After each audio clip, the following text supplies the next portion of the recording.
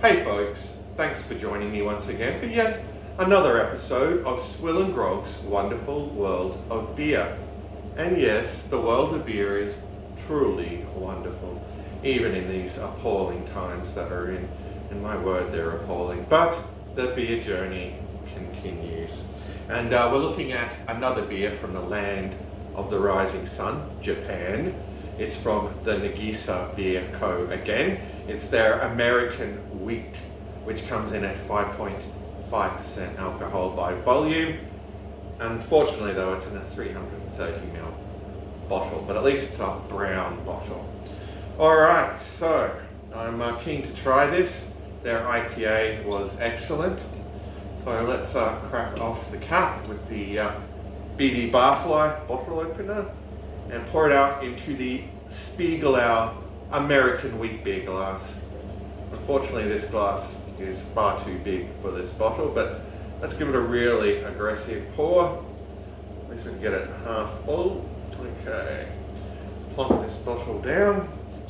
Let's get a look at the appearance. Wow, okay. Yeah, quite a, well, sort of,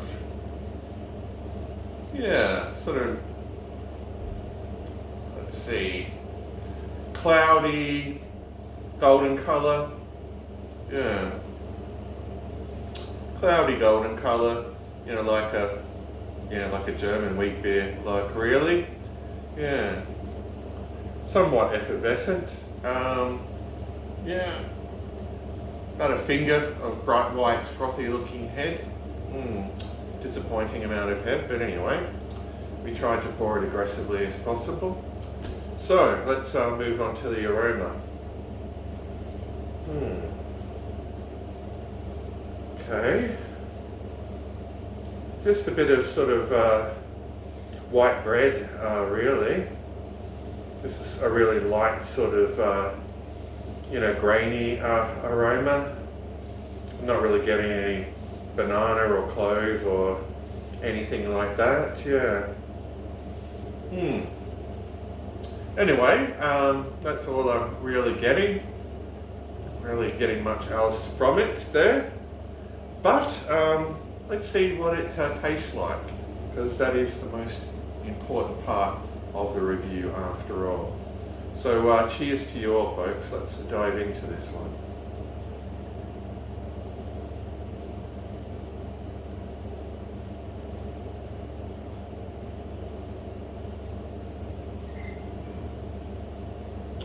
All right. Well, a nice hit of wheat malt up front. Yeah, leaving a nice sort of bready aftertaste lingering in the palate. That's quite pleasant. No real bitterness to speak of. Yeah, it's quite drying too, actually. Yeah, I must have another go.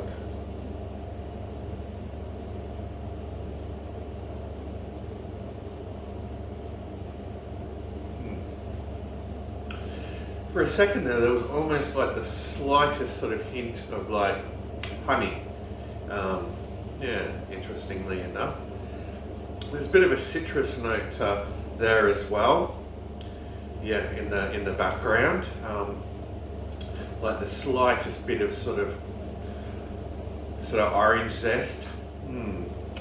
But still, yeah, very much a malt forward brew. Yeah, very bready. Look, for me, it's right up my alley.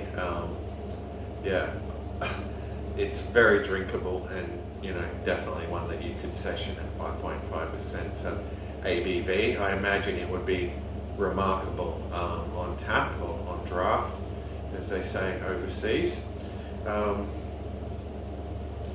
Yeah, look, I'm quite impressed with it. Yeah, I mean, flavour-wise, it doesn't really, knock your socks off, but definitely, yeah, has a very high drinkability.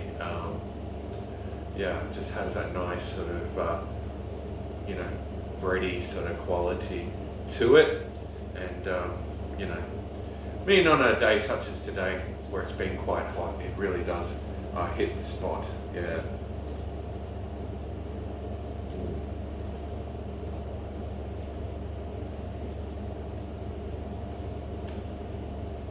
Yeah, the flavour is really quite good. Nothing offensive about it at all.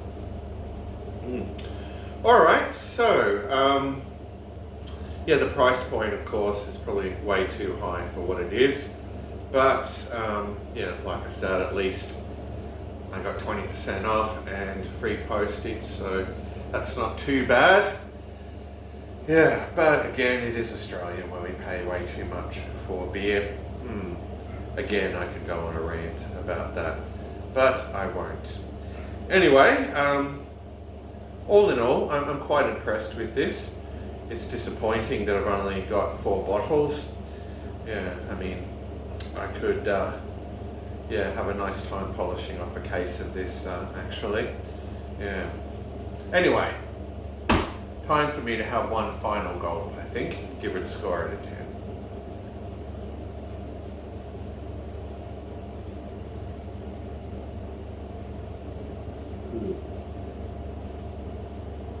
Rightio, well, definitely a quality brew.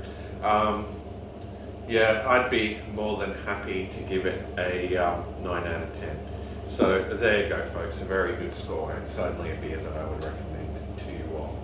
Anyway, that's it for me. I'm just going to kick back and enjoy the rest of this, and yeah, perhaps I'll return with some more Japanese beers, or perhaps, yeah, we'll go down a different path entirely, depending on what the response is so far to these reviews. Anyway, until next time, folks, fare thee well.